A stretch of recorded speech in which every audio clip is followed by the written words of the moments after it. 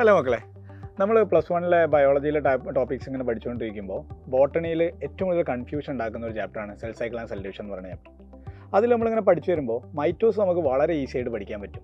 നമ്മൾ നേരിട്ട് മിയോസിലേക്ക് എത്തുമ്പോൾ കുറച്ച് കൺഫ്യൂഷൻസ് ഉണ്ടാവാറുണ്ട്. ബോർഡ് എക്സാം ലെവലിലാണെങ്കിലും എൻട്രൻസ് ലെവലിലാണെങ്കിലും സ്ഥിരമായിട്ട് ചോദിക്കുന്ന മിയോസിലെ ചില ഭാഗങ്ങളാണ് നമ്മളിന്ന് പറയാൻ പോകുന്നത്. പെട്ടെന്ന് ഓവറോൾ ആയിട്ട് നമുക്ക് പറഞ്ഞു നോക്കാം. ഫസ്റ്റ് ഓഫ് ഓൾ, എന്താണ് മിയോസിസ് എന്ന് ഒരാൾ ചോദിച്ചു. അപ്പോൾ നമുക്ക് പറയാം, meiosis is the division of a diploid germ cell. ഒരു ഡിപ്ലോയിഡ് ജേം സെല്ല് ഡിവൈഡ് ചെയ്തിട്ട് അത് എന്തായിട്ട് മാറും? Reduces the chromosome number by half. എന്നിട്ട് ക്രോമസോം നമ്പർ പകുതിയായി കുറഞ്ഞിട്ട് 2 ഹാപ്ലോയിഡ് ഡോട്ടർ സെല്ലുകൾ പ്രൊഡ്യൂസ് ചെയ്യുന്ന പ്രക്രിയക്ക് പറയുന്ന പേരാണ് മിയോസിസ്. സിമ്പിളായിട്ട് നമുക്ക് വരച്ചു നോക്കാം. ഇതാണ് ഡിപ്ലോയിഡ് ആയിട്ടുള്ള ഒരു പാരന്റ് സെല്ല് എന്ന് വിചാരിക്കുക. ഇത് മിയോസിസിന് പോയി കഴിഞ്ഞിട്ട് 4 ഹാപ്ലോയിഡ് ഡോട്ടർ സെല്ലുകൾ ഫോം ചെയ്യും. 4 ഹാപ്ലോയിഡ് ഡോട്ടർ സെല്ലുകൾ ഫോം ചെയ്യുന്ന ഈ ഡിവിഷനെ പറയുന്ന പേരാണ് മിയോസിസ് എന്നാണ് പറയാം. അപ്പോൾ പാരന്റ് സെല്ലിൻ്റെ ക്രോമസോം നമ്പർ 2n ആണ്, പക്ഷേ പ്രൊഡ്യൂസ് ചെയ്യുന്ന ഡോട്ടർ സെൽസിൻ്റെ ക്രോമസോം നമ്പർ എന്ന് പറയുന്നത് n ആണ്. അതുകൊണ്ട് ഡിവിഷൻ കഴിഞ്ഞ ക്രോമസോം നമ്പർ കുറയുന്നതുകൊണ്ട് ഈ ഡിവിഷനെ നമ്മൾ റിഡക്ഷൻ ഡിവിഷൻ എന്നുകൂടി വിളിക്കാറുണ്ട്. So meiosis is also known as reduction division എന്നുള്ളൊരു പോയിന്റ് ഓർത്തിരിക്കാം. ഇവിടുന്ന് ചോദിക്കുന്ന ചോദ്യമാണ്, why meiosis is known as reduction division? അപ്പോൾ നമുക്ക് പറയാം, the chromosome number of daughter cells are reduced by half. അതുകൊണ്ടാണ് അതിന് നമ്മൾ റിഡക്ഷൻ ഡിവിഷൻ എന്ന് പറയുന്നത്. ഇത് സാധാരണ നടക്കാറുള്ളത് ഗ്യാമറ്റോജെനിസിൻ്റെ സമയത്താണ്, അഥവാ ഗമേറ്റ് ഫോർമേഷൻ്റെ സമയത്താണ്. ഒരു ഡിപ്ലോയിഡ് സെല്ല് മിയോസിസിന് പോയിട്ടാണ് ഗമേറ്റ്സ് ഫോം ചെയ്യുക. അപ്പോൾ മിയോസിസ് സാധാരണ നടക്കാറുള്ളത് ഗ്യാമറ്റോജെനിസിൻ്റെ സമയത്താണ്. ഈ പോയിന്റ് ക്ലിയർ അല്ലേ? Division of a diploid parent cell into 4 haploid daughter cells, അതിന് പറയുന്ന പേരാണ് മിയോസിസ്. ഇനി മിയോസിസിൻ്റെ 2 കീ ഫീച്ചേഴ്സ് എല്ലാവരും നോട്ട് ചെയ്തേക്കണം. മിയോസിൻ്റെ കീ ഫീച്ചേഴ്സ് എന്തൊക്കെയാണെന്നുള്ളതാണ് ചോദിക്കാറുള്ളത്. അതിൽ ഒന്നാമത് പറയാം, ഈ മിയോസിസ് നടക്കുമ്പോൾ 2 sequential cycles of nuclear and cell division നടക്കും. അതിന് ഒന്നാമത്തേനെ നമ്മൾ മിയോസിസ് 1 എന്നും രണ്ടാമത്തേനെ മിയോസിസ് 2 എന്നാണ് വിളിക്കാം. അതെന്താണെന്ന് ചോദിച്ചാൽ കൃത്യമായിട്ട് പറയാം. ആദ്യം ഒരു ന്യൂക്ലിയർ ഡിവിഷൻ നടക്കും, പിന്നെ ഒരു സൈറ്റോപ്ലാസം ഡിവിഷൻ നടക്കും. അതാണ് മിയോസിസ് 1. പിന്നീട് ഉണ്ടാവുന്ന ഡോട്ടർ സെല്ലുകൾ വീണ്ടും ന്യൂക്ലിയർ ഡിവിഷന് പോകും, വീണ്ടും സൈറ്റോപ്ലാസം ഡിവിഷന് പോകും. അതാണ് മിയോസിസ് 2. അപ്പോൾ 2 തവണ ന്യൂക്ലിയർ ഡിവിഷൻ നടക്കും, 2 തവണ സൈറ്റോപ്ലാസം ഡിവിഷൻ നടക്കുമെങ്കിലും ഒറ്റ തവണ മാത്രമാണ് എന്ത് നടക്കുക? DNA റെപ്ലിക്കേഷൻ നടക്കുക. ഇതാണ് കുട്ടികൾ വളരെയധികം തെറ്റിക്കാറുള്ളത്. നല്ലപോലെ ശ്രദ്ധിക്കണേ. ന്യൂക്ലിയർ ഡിവിഷനും സൈറ്റോപ്ലാസം ഡിവിഷനും 2 തവണ നടക്കുമെങ്കിലും DNA ഡ്യൂപ്ലിക്കേഷൻ ഒറ്റ തവണ മാത്രമേ നടക്കുകയുള്ളൂ. അതെപ്പോഴാണ് നടക്കുക?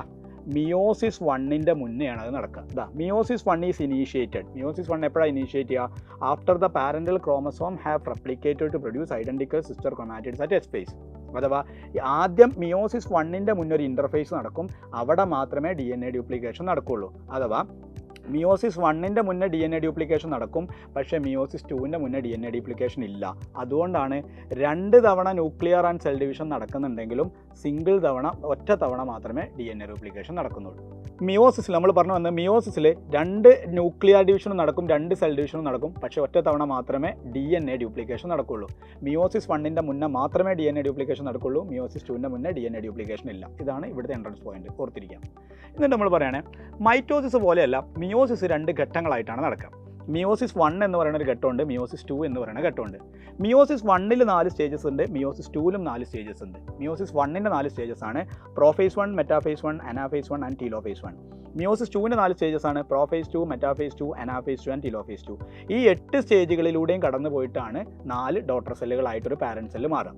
ഇനി പറയാൻ പോണേ, ഈ 8 സ്റ്റേജുകളെ നമ്മൾ കമ്പയർ ചെയ്യുമ്പോൾ ഏറ്റവും ലോങ്ങസ്റ്റ് സ്റ്റേജ് എന്ന് പറയുന്നത് പ്രോഫേസ് 1 ആണ്. എന്താ കാരണം ചോദിച്ചാൽ, prophase 1 is again sub divided into 5 stages. Prophase 1നെ വീണ്ടും നമ്മൾ ഡിവൈഡ് ചെയ്തിട്ട് 5 സ്റ്റേജുകളാക്കി മാറ്റിയിട്ടുണ്ട്. എന്തിനെ ബേസ് ചെയ്തിട്ടെന്നുള്ളതാണ്? ക്രോമസോമൽ ബിഹേവിയറിനെ ബേസ് ചെയ്തിട്ട്. അഥവാ ഓരോ സ്റ്റേജിലൂടെയും കടന്നു പോകുമ്പോൾ ക്രോമസോമിൻ്റെ സ്വഭാവത്തിൽ മാറ്റം ഉണ്ടാവും. അതനുസരിച്ച് ഈ പ്രോഫേസ് 1നെ നമ്മൾ വീണ്ടും 5 സ്റ്റേജുകളാക്കി തിരിച്ചിട്ടുണ്ട്. ആ സ്റ്റേജുകൾ ഏതൊക്കെയെന്ന് പഠിക്കണം. ഒന്നാമത്താണ് ലെപ്റ്റോട്ടീൻ, രണ്ടാമത്താണ് സൈഗോട്ടീൻ, മൂന്നാമത്താണ് പാക്കിറ്റീൻ, നാലാമത്താണ് ഡിപ്ലോട്ടീൻ, അഞ്ചാമത്താണ് ഡയാകൈനസിസ്. അപ്പോൾ ഒന്നുകൂടി ഓർത്തിരിക്കണേ, പ്രോഫേസ് 1നെ എഗെയിൻ ക്രോമസോമൽ ബിഹേവിയർ വെച്ചിട്ട് 5 സ്റ്റേജുകളാക്കിയിട്ടുണ്ട്. ലെപ്റ്റോട്ടീൻ, സൈഗോട്ടീൻ, പാക്കിറ്റീൻ, ഡിപ്ലോട്ടീൻ ആൻഡ് ഡയാകൈനസിസ്. ഇനി ഓരോ സ്റ്റേജിലും നടക്കുന്ന പ്രധാന ഇവൻറ്റ്സ് മാത്രമാണ് നമ്മൾ പറയാൻ ഉദ്ദേശിക്കുന്നത്. ഇതാണ് ഇവിടെ ബോർഡ് എക്സാമിനും നീറ്റിനും ചോദിക്കാറുള്ളത്. അപ്പോൾ ലെപ്റ്റോട്ടീനിൽ എന്താ ചോദിക്കാമെന്ന് വെച്ചാൽ നമുക്ക് പറയാം, ക്രോമസോംസ് കണ്ടൻസ് ചെയ്തിട്ട് ക്രോമസോമൽ മെറ്റീരിയൽ കണ്ടൻസ് ചെയ്ത് ക്രോമസോം ആവാൻ തുടങ്ങും. ആ ക്രോമസോമിന് ലോങ് ആൻഡ് തിൻ ആംസ് ആയിരിക്കും. Chromosomes are clearly visible under microscope. അപ്പോൾ ലെപ്റ്റോട്ടീനിൽ അത് മാത്രം ഓർത്തിച്ചാൽ മതി, chromosomes are clearly visible under microscope. രണ്ടാമത്താണ് സൈഗോട്ടീൻ. ഇവിടെ ക്രോമസോമുകൾ സൈഗോട്ടീൻ സ്റ്റേജിലാണ് ക്രോമസോമുകൾ സിനാപ്സിസിന് പോവുക. സിനാപ്സിസ് എന്ന് പറഞ്ഞു കഴിഞ്ഞാൽ ഹോമലോഗസ് ക്രോമസോംസ് പെയർ ചെയ്യും, ഒരേപോലെയുള്ള ക്രോമസോം ഒന്ന് പെയർ ചെയ്യും. ആ പെയറിങ്ങിനെ പറയുന്ന പേരാണ് സിനാപ്സിസ്. ഇവിടുന്ന് ചോദിക്കുന്ന ചോദ്യമാണ് സിനാപ്സിസ് നടക്കുന്ന സ്റ്റേജ് ഏതാണ്? സൈഗോട്ടിയിലാണ് സിനാപ്സിസ് നടക്കുക. സൈ ഓർത്ത് വെച്ചാൽ മതി. സൈഗോട്ടിയിലാണ് സിനാപ്സിസ് നടക്കുക. അപ്പോൾ ക്രോമസോമുകൾ പെയർ ചെയ്യാൻ തുടങ്ങി. ആ പെയർ ചെയ്തിട്ട് പാക്കീറ്റീൻ സ്റ്റേജിലേക്ക് പോകും. പാക്കീറ്റീൻ സ്റ്റേജിൽ എന്താണ് സംഭവിക്കാൻ ചോദിച്ചു കഴിഞ്ഞാൽ പാക്കീറ്റീൻ സ്റ്റേജിലാണ് ക്രോസിംഗ് ഓവർ എന്നാണ് ഇവൻ്റ് നടക്കുക. ക്രോസിംഗ് ഓവർ എന്ന് പറഞ്ഞു കഴിഞ്ഞാൽ ജനറ്റിക് മെറ്റീരിയൽ എക്സ്ചേഞ്ച് ചെയ്യുന്ന പ്രക്രിയ. ആ ജനറ്റിക് മെറ്റീരിയൽ എക്സ്ചേഞ്ച് ചെയ്യുന്ന ആ പ്രോസസ്സ് നടക്കുന്ന ഒരു സ്ഥലമുണ്ട്, അതിനെ വിളിക്കുന്ന പേരാണ് റീകോമ്പിനേഷൻ നൊഡ്യൂൾ.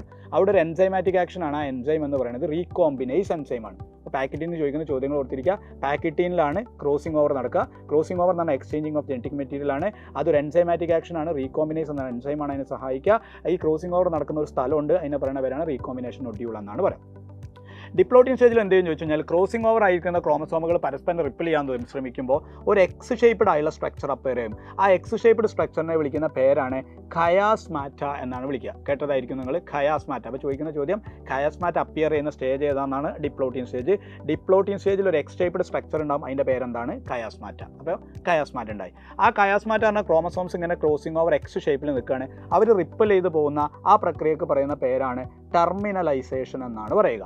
ആ ടെർമിനലൈസേഷൻ നടക്കുന്നതാണ് ഡയാകൈനസിസ്. അപ്പോൾ ഡയാകൈനസിസ് നടക്കുന്ന ഇവൻ്റ് ഏതാണെന്ന് ചോദിച്ചു കഴിഞ്ഞാൽ ടെർമിനലൈസേഷൻ ആണ്. സോ ഈ പറഞ്ഞ വീഡിയോ ഒക്കെ കൃത്യമായി മനസ്സിലായി എന്ന് വിചാരിക്കുന്നു. സോ നന്നായിട്ട് പഠിക്കുക. Wish you all the best. Thank you.